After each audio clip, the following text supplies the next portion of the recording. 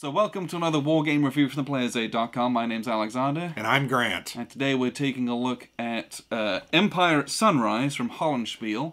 And this is yet another game in our World War I Guns of August event that we've been doing. Trying to get through our World War I games. Yep. We have a massive backlog of them that's terribly embarrassing. But this is one that came out in 2020, I believe. Mm-hmm. It's one that I've been on the more excited side to play because it was a very different topic. I don't know if there's not many games that are really about the Japanese Empire kind of emerging into the world in that way, and in the Pacific fighting the Kaiser's pirates. I mean, Plan Orange, right? From designed by Mark Herman. That's later. It's like that's the 1930s. 30s, yeah. And that's So run up to World War II more. Like genuinely, I think there's one about German U-boats, which I think can be done in the Pacific, and then there's there's an old game called The Kaiser's Pirates. Oh yeah, which we is talked a similar about that title as we were playing it.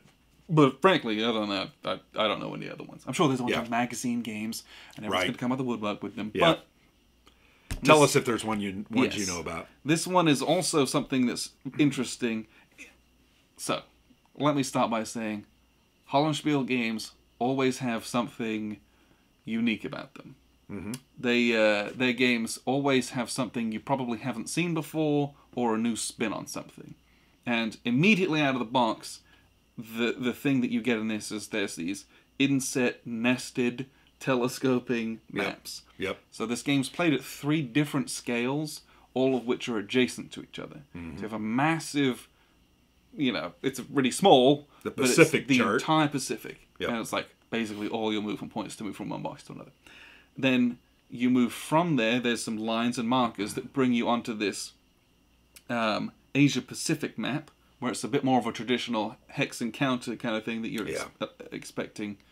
I think the scale is like 1,400 miles per square.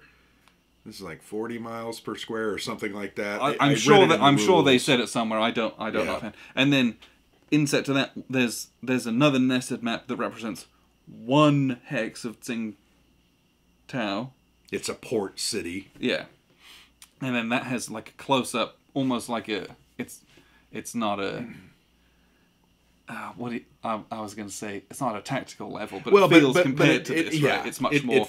It's smaller. Move my guys, scale, dig in trenches. Yep. I've got like siege artillery. Much more of a little mini hex encounter land war game within what is a very large naval game. Yeah. You got this kind of mini game kind of within it. And so that's one of the really newer things, or something that you haven't seen that you should expect the unexpected from Hollandspiele. The way that this game plays is vintage them in that it's something I've never seen before. Right. So this is a 2-player war game. There's no hidden information though, so there's no reason you couldn't play this solitaire. And I probably would say that's a good way to play this. Yeah, because it's fairly one-sided. Yeah, so we think, right? And you can say whatever you want to the contrary. I'm sure there's also merit to that. But the German player in this one, you have a small amount of boats, a couple really big ones, a couple really small ones, and you are, you're pirating, so to speak. You're going around trying to sail around the map, spending your movement points, avoiding Allied and Japanese fleets, and trying to do these raids, which abstract sinking their commercial shipping and all that kind of stuff to hurt the war effort. Yeah. And if you do that and do that well, you're going to accumulate victory points through that. You're also trying to protect your German imperial expansions. There's a bunch of atolls that you own on the map. You can lose those, and you cannot then regain them. Yep. So you've got to try and protect those whilst hitting up as many of these kind of raids as possible, and then get away. Protecting those is a great challenge. Yes. In fact, using the word protect with the boats you have is probably optimistic. Yeah. Frankly, those boats are really made for raiding. Yeah. They're the Scharnhorst and one of the, I can't remember. The Gneisenau, and I think you had the Nuremberger. It's a little more powerful, but still it doesn't really stand up to the multiple numbers of ships that the Japanese and British have. Yeah. So I bring that up because it's kind of laughable to say protect. You kind of said that with tongue in cheek. Well, because there's really no way to protect those, especially over the course of the game. Yeah, it's very difficult to hold on to those. You're trying to delay those being taken, and you do that by attempting to get the Allies to split their fleets by running in multiple directions. So they've got to split up. Then you can maybe pick off a weak one here, pick up another guy here, and it's going to delay as I now have to commit more to go and try and capture those and take those. Right. That's I suppose it's the delaying of that making me overcommit, because if I have to commit so much, or if I do lose a whole bunch of guys, I then have to bring in my Atlantic fleet stuff, and I'm going to lose victory points doing that. Yeah. So that's then. Look, you had another stack of huge, huge ships. But if I'm forced to bring those in, that's going to soften the blow from losing your lands. Yeah. It's not as bad, right? Right. So, but and then they have this big land defense of the port of Tsingtao, which is very much more realistic or more possible. More of an achievable objective. You can actually defend and cause a lot of damage. Yeah, because you have some fortifications, you have some mines, you have, a good number of troops at least. Right. And that's, if you lose that, the game's basically done, because you lose 5 victory points for that. But if you can defend that, you start getting into that World War I attrition that you see in land battles. Yep. I'm in redoubts and I'm in trenches, and then the Germans score a victory point for every step of land units that they eliminate of the enemies. Yeah. The Allies don't score that. Yeah. I'm just sending guys in. I got to take the thing. That's the important part. You got to hold the city or the port. If I commit so much to that and I lose a whole bunch of guys, it then becomes a Pyrrhic victory, and I'm going to lose the game. Yeah.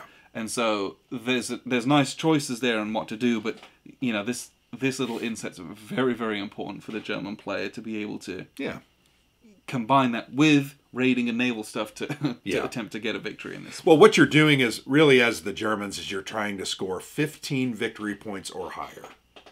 Yes. Because with the total number of reductions that can be made, you can't really... Yeah, I think there's a maximum of 16 reductions. Right, so if the Germans score 17 points, they can't lose. Right, the game's over at that point. So it's a combination of 4 or 5 victory points from some raiding, maybe 2 or 3 from some key picking off of a straggler. If you can sink a bunch of ships here. Good luck with that. Kill a whole bunch of guys in the land combats. All of a sudden you might be able to... And if you can hang on to maybe a land or two. Yeah, hanging on to those lands, I think, is virtually impossible. And points for sinking the Australian troop transports. Yeah. Points for that too. But I start with 1 ship out there. That's fairly hard. Yeah, it's true. But they have to come onto this map. And so that's, it's the Germans in this one. And that, makes for a nice change in World War I suppose. They're trying to win by piecemeal of like... A little bit here, a little bit there, a little bit there, a little bit there. Instead of like, I've got to go and take Moscow and Paris, and then I'm going to win. Right? Just get 3 or 4 points here, get 3 or 4 points over here, and 5 or 6 points here, and you know what? You're going to be in the game. Yeah, and it's not about winning by domination. It's about winning by really holding it. You'd never be able to win by domination in this one, I don't think. I think the forces are too skewed for that.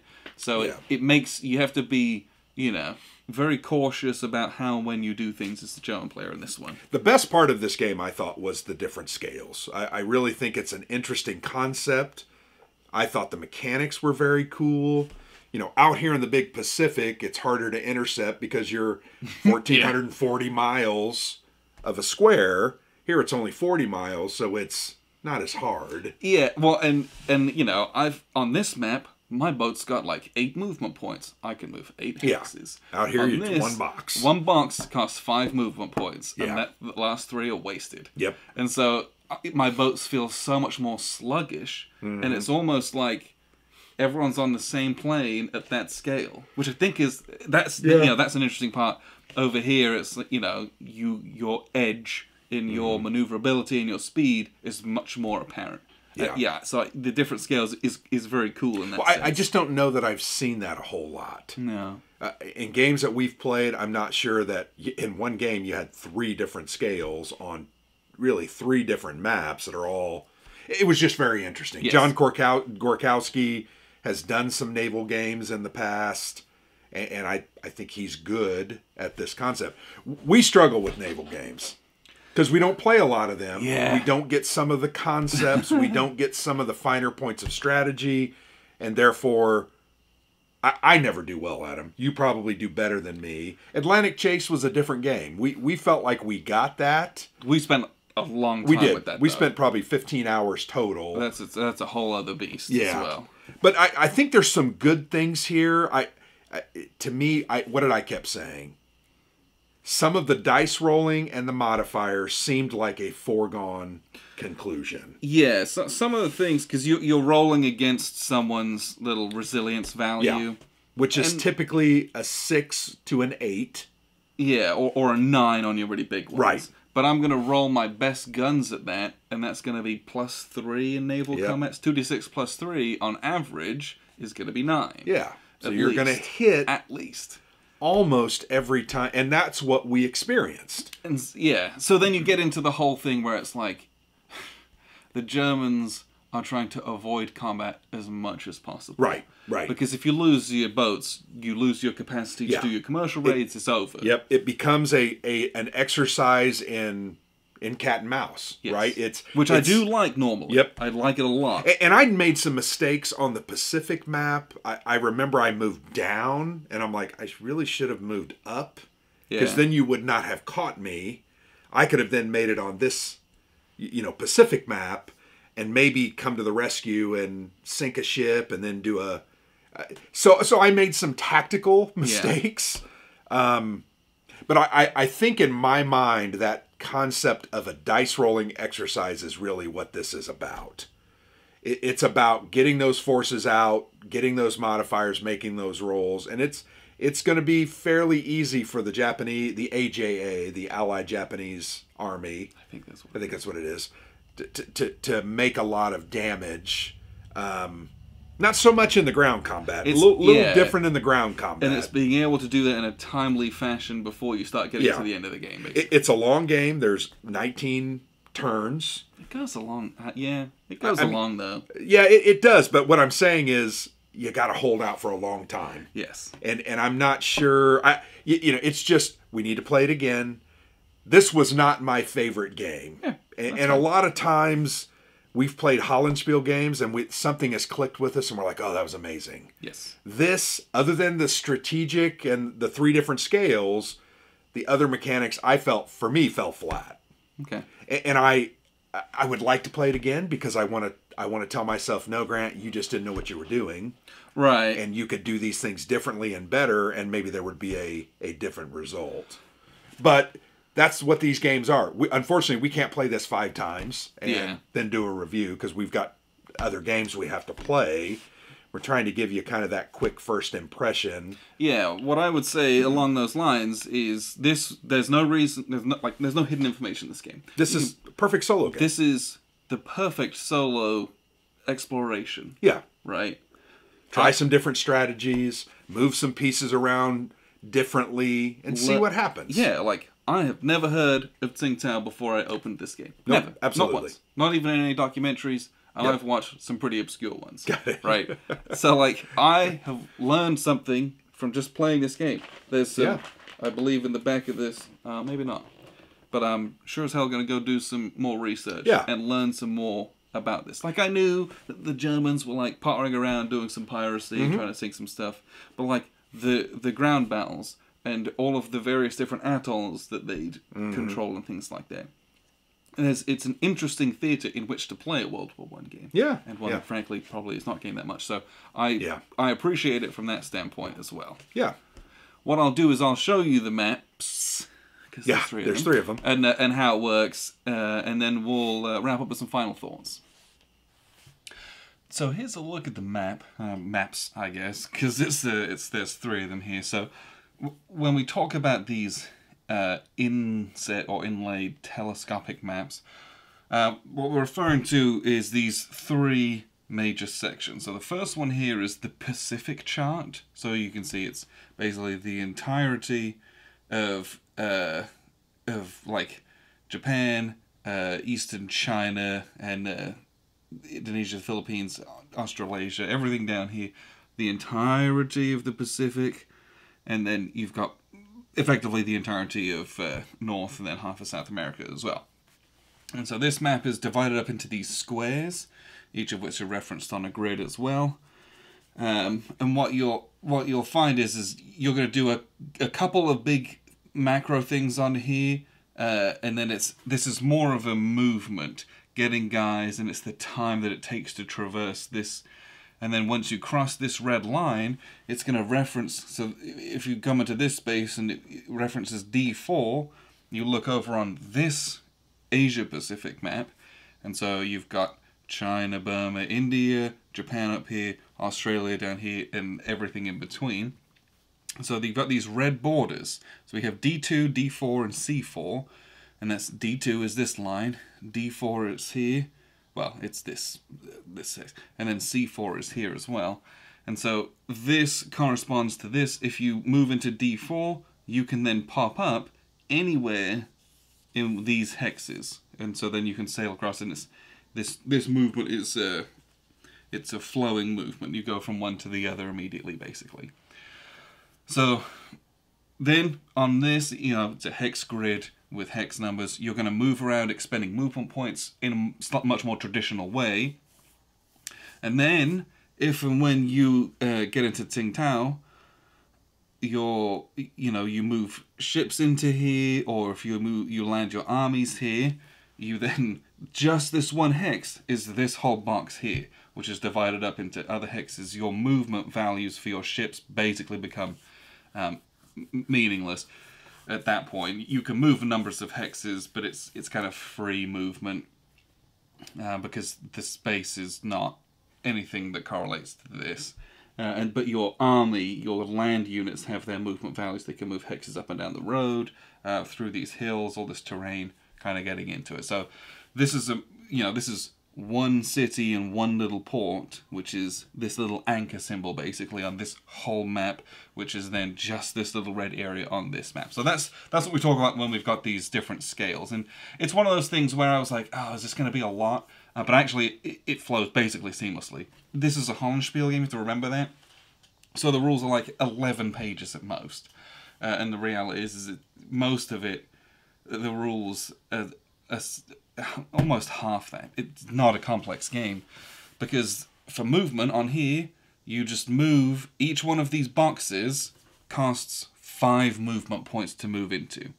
And all the ship's movements are anywhere from like 5 to 9 may have been the most, or 8 may have been the most.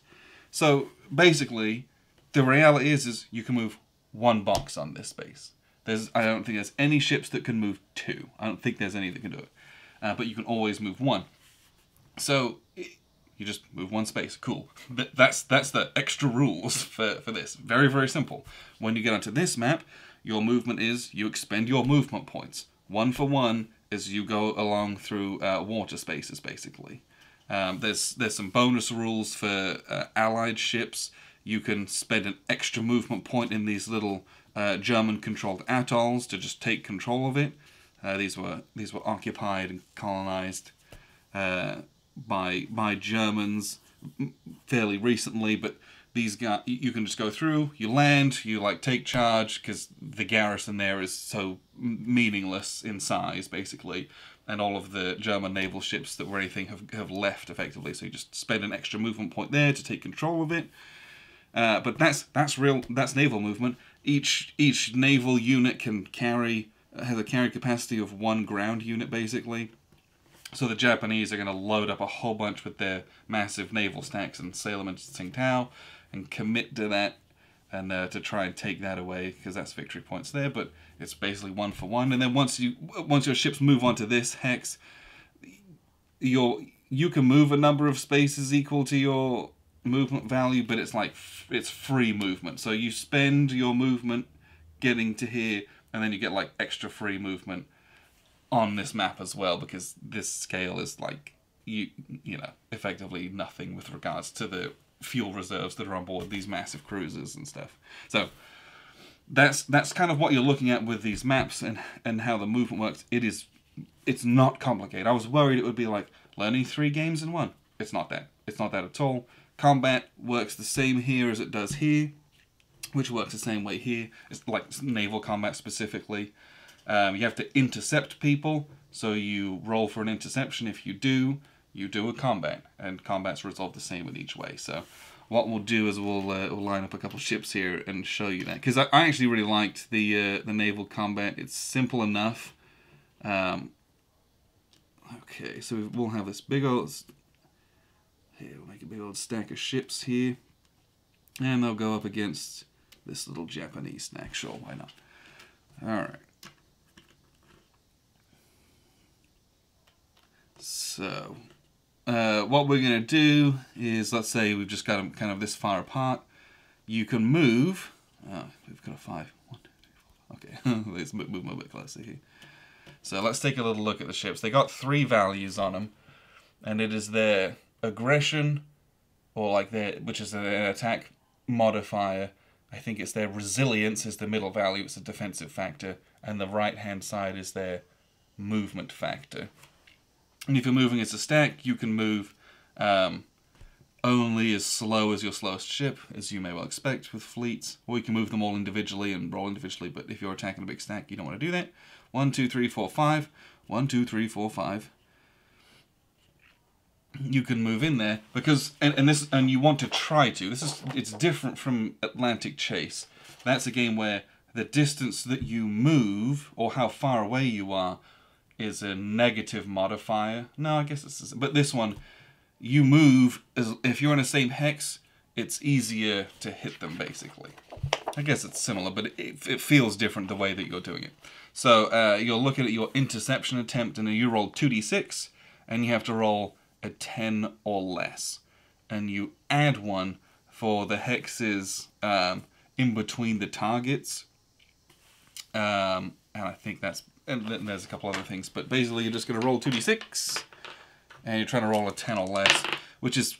It's quite easy to do. We're in the same hex, so there's no modifiers. I've got... and then their speed is a 5, which is their slowest. Mine's a 5, which is my slowest, so they're kind of even, so there's no modifiers there. If you've got higher speed, it's -1. If they've got higher speed, it's +1, so it's harder to hit that target. And then distance again is also a thing. So you kind of roll to intercept, and then once you do an intercept, you basically immediately do a combat. And the combat works quite similarly to how something like a block war game would go, like those Columbia-style ones. So you kind of line things up in priority of their firepower. So this guy's got a 4, these guys have 2s, these guys have 1s, and this guy has a 0. And these guys they're DDs. These are basically torpedo destroyers. There's a little asterisk here. They have a very high firepower, but those are torpedoes. What that means is that they can't be used in like amphibious assault bombardments, whereas these huge Japanese battle cruisers have 3s. Sure, the torpedo boats are stronger in naval combat, but these guys can sit here and bombard these fortresses and land invasions and do a lot of damage there, as well as 3 is a very strong modifier in combat. So what we'll do is we'd basically, and then what you do is, it is simultaneous within brackets. So you're going to go, everyone who's a 4 is going to shoot simultaneously. While there's only 1, they're going to roll dice, and we're rolling 2d6, and we're adding our aggression modifier. So we're going to 2d6 plus 4, and we have to pick a target, and we have to exceed their resilience. It's not enough to match it. You have to exceed it. Let me just double check. I'm almost 100% positive that that is the case. We just did it. Yeah, I want to make sure I get that right, because it was not in my brain. It was like, oh yeah, you do it. Yes, it has to be greater than. Yep. And that's important, because a lot of games it's like equal to or greater than. This one you have to exceed that value. So what you can either do is you can say, well, I want to knock out one of these. If I can do a damage, it'll flip, and they'll have a worse modifier attacking me back. Or you can say, oh, if I attack this guy, he's got this little 1 pip in the corner. He'll be knocked out completely, because these guys have 2 pips as their strong side. the 1 pip is their weak side, then I won't get attacked back at all from that guy, for example. So, you know, picking your targets is some interesting choices here. What we're going to do, though, is we'll attack one of these big guys. We'll just do that, why not? So I've got a 4 going into a 9. So I'm going to roll 2d6 plus 4.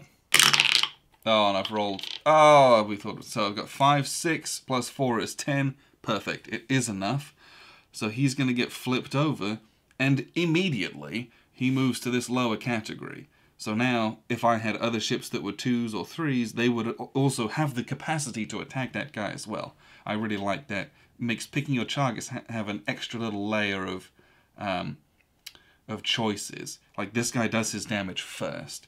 This guy, it's not... He doesn't get to attack in this row because he started there. He immediately gets bumped down and will attack in a worse row. I think that's a fun concept to play with when you're doing combat. Your tactics are really important about who you choose to attack and where. So he's done. Nice.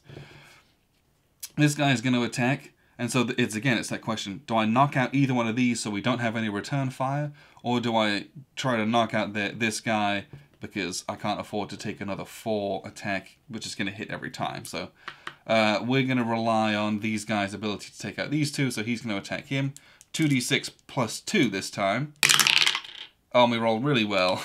Extremely well. So it's easily more than 7, and so he doesn't have a flip side. He's a 1 strength guy. He's destroyed.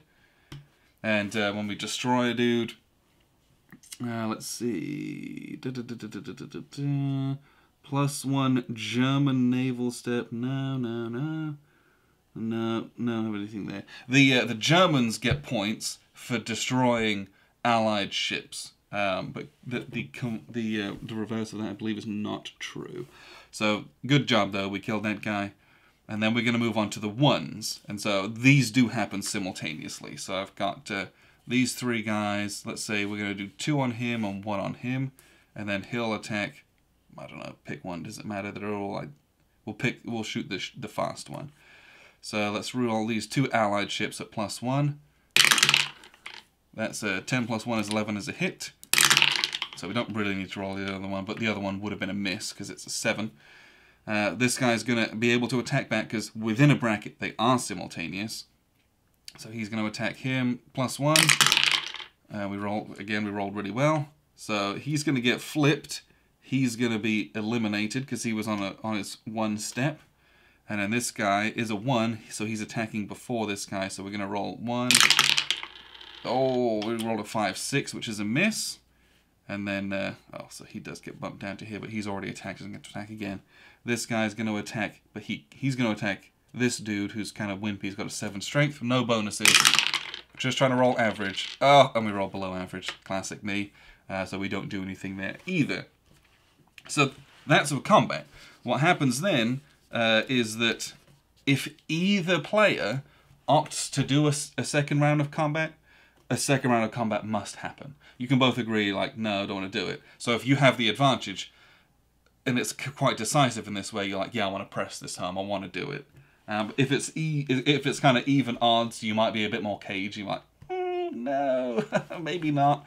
If things could tip one way or the other, or you might be risky and just go for it. But the combat is not complicated in its resolution. Like the little sheet with the play aid is extremely good. It just lists all your modifiers in it, and I don't know. I really appreciate how simple it is. But your choices within choosing who attacks when to affect bracketing of units or elimination of units, attack backs, that kind of thing.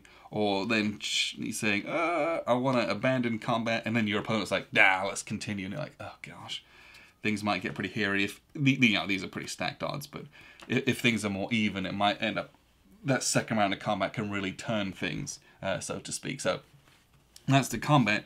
The really interesting part of this is playing the Germans is that this is it's a fairly one-sided game in the sense that the Germans will have most of their stuff eliminated or their ports captured. They're just facing overwhelming odds.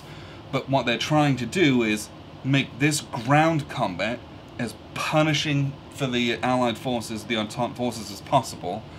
And they're trying to do as much piracy and raiding in this region as possible, and forcing the especially the Royal Navy to commit a bunch of resources that historically they didn't want to.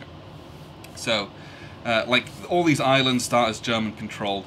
It's very, very easy for to kind of fluff around down here as the Entente player chasing the Germans around and having a couple boats kind of pick these all up really quickly, because that's going to subtract victory points from the Germans at the end. So but like it's almost impossible for the Germans to defend this for 19 turns. It's a very, very long shot. It's possible, but it's a long shot, especially once the Japanese join. They got a lot of ships. So they're fighting this losing battle. Like, the Germans are going to have all their stuff eliminated, effectively. You're not supposed to have these big fleets at the end. But what you're trying to do is do this cat and mouse game. And the cat and mouse game is something that I very, very much like in basically all my games. I enjoy the exercise of doing that kind of thing. So you have a number of these ships kicking around, and what you're going to do is you're going to move, and then you're going to roll for this piracy. So what you're looking at, is it even on here? Yes, commerce rating, piracy. You're going to roll 2d6, and you're going to add to that the movement points that you've spent, and you're trying to get 16 or more. So 16 or more on 2d6 is very hard, but when you look at things like, I've got a 7 movement value, your big your big units, you got the, well, he doesn't. Yeah, let's flip these over. Do I have any good ones? Who have any big? No. So this guy's got a 6. I got Nuremberg. Where's all my big ships? What do I do with them? I got the Gneisenau and a Scharnhorst. Oh, they were flipped over, I guess. They got like 7s, sure. Like, a 7 plus 2d6 on average is 14. But you're going to roll a lot of these dice, so some of them are going to come up good on you. But what it does is it encourages the German player to spend all their movement points. And that's the thing that I think is the most interesting with regards to the Germans, is it might be you just always want to get away. But if you run, 1, 2, 3, 4, 5, 6, 7... 1, 2, 3, 4, 5, 6, 7. Cool. I'm going to roll 2d6 for each of those. Plus 7. So we got a 9 and a 7 is 16. Fantastic. We're going to get a victory point. So you go open your little victory point track. This guy's going to do the same thing. And I rolled another 9 plus 7 is 16. Fantastic. Couple victory points. That seems easy because I've rolled well. You're not going to roll that well all the time. But the problem is that you've now kind of pinned yourself in this corner. And so it's really easy for the Allies to kind of sling this net. We're going to put a whole bunch of these ships out. They're all going to move. We're going to move down here. You're cornering yourself. So you end up you're flitting around here and there, spending all these movement points, trying to do this separation keep away so they can't get these big death stacks to get you into combat and roll 5 ships on your 1. You're trying to split them all up, make them fan out more. And then that also helps you because you can take them out, 1-on-1, 1 or 2. You might knock out a few ships, because the Allies, again, the Royal Navy's got a huge navy at this point. They're sitting on this massive stack of extremely powerful warships, a whole bunch of cruisers and battle cruisers over in the Atlantic that they can just bring in. But if they do, they lose victory points for each one that they do, and so you want to do as much damage as possible, or have the Japanese kind of pinned up doing these naval invasions, and then if you can force the Allies to commit, or the Entente to commit more guys to come through, they're going to lose victory points doing that. The Germans are going to gain victory points if they can, I think it's for every step, not unit, every step of Allied units they can eliminate. So you've got all these land units that are going to drop off and do this amphibious assault into these extremely strong defensive positions. Every step, every reduction. I mean, 8s are pretty hard to hit, 7s are pretty hard to hit, but every reduction that you do is a victory point. So they're going to rack up a bunch of victory points, but again, you're almost always going to lose 5 or 6 from this. If Tsingtao falls, that's 5 victory points that you're going to lose. So you have to do a ton of damage, and it's once again that World War I attritional aspect that you would expect in the game. It is the onus is on the Axis or the German forces to inflict so many losses to overcome their territorial losses. That's how they kind of counterbalance the political situation with regards to the war efforts here in the Pacific, and I just think it's fascinating. The more and every ship that they sink is a victory point. So if you can sink a bunch of ships and do a whole bunch of manpower losses, you can accrue a bunch of victory points, knowing that you're going to lose a whole bunch. But if they can get, I think if they can get, if they can get to 16, then they automatically win, because all of these reductions from land and territory and that can only ever do -15. Maximum reduction is 60. Therefore, if it exceeds the German score, yes. So if they can get above that threshold, then it doesn't matter how much they've lost. It will be considered and chalked up as a victory because they'll have done so much damage. So it's a totally asymmetric game from a victory point standpoint. And whilst your units function the same, generally, with a few exceptions, like the force composition's asymmetric, your goals are asymmetric, even from a theoretical standpoint. Like the Germans are trying to do raid, loss, and the Allies are just trying to eliminate the shipping, capture the land, because effectively that's where they're going to get their victory points from. If you can take Tsingtao with minor losses, you're going to win the game.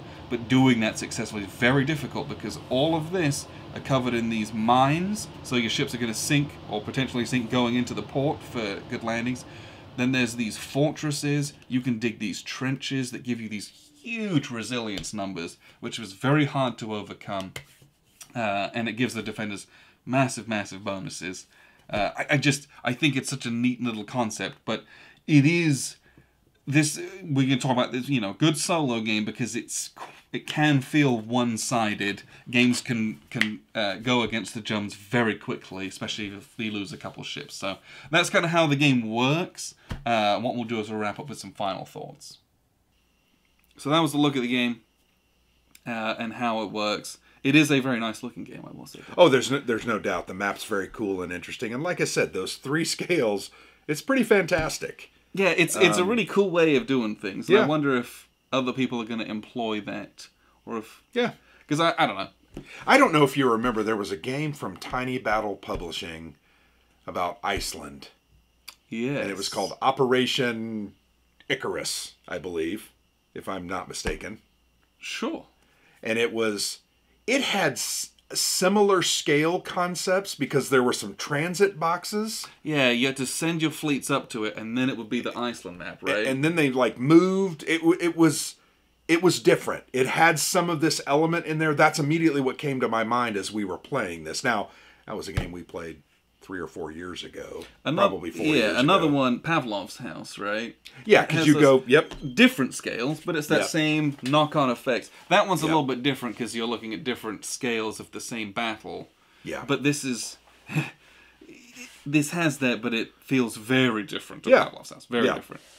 I think this is an interesting concept. I think it's an interesting historical simulation to mess around with. Yes. I think it's one-sided. I really do.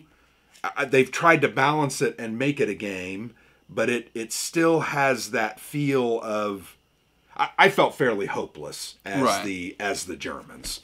That was just my opinion of it. You know, absolutely. When I saw totally your 310 boat rolling out there, I'm like, oh, this is over. Well, and I've got 4 of them, and I'm like, it's just this is not going to be... No. I'm just going to steamroll you, and I knew I was going to steamroll you. So I was trying to kind of move around here, but, those commerce rating, that was a hard roll. It wasn't easy. Yeah, you rolled 2d6, you added your movement points that you use that round, so you're going to be trying to move as far as you can. Which is good. You're encouraged to play that cat and mouse game.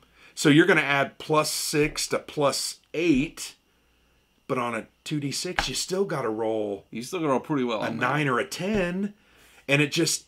So I ended up, I think I scored 4 victory points that way. I just didn't roll very well, you know. And that's going to happen. That's why I kept, once again, saying it's kind of an exercise in rolling. Do they say on here? They say it's 2 players.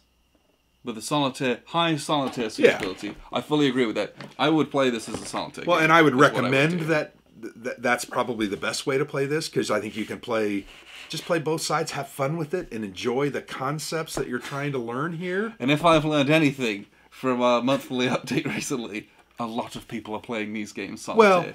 So I think probably a lot of people are going to get something out of this. Yeah. But understand that this might not be the most engaging 2-player game. It's like, you know, it has the potential to be if things go a certain way. If you play it a couple times, maybe. I also think if you can play this 3-4 times, you're gonna start to get more of the. I think the nuanced strategy I was missing. We've had troubles with some naval games that we've played a couple naval games over the years, and I think the question I always ask is, what am I supposed to be doing here? Are we dumb? Yeah, do we just not know what we're doing? Dawn of Empire was one that my gosh. And we were like playing it. I'm like, what are we doing? I don't know what I'm supposed to be doing. Yeah. So maybe it's an us thing. I don't maybe know. Naval games aren't our thing, but I don't want to steer anyone away from this game because I think it's an interesting concept.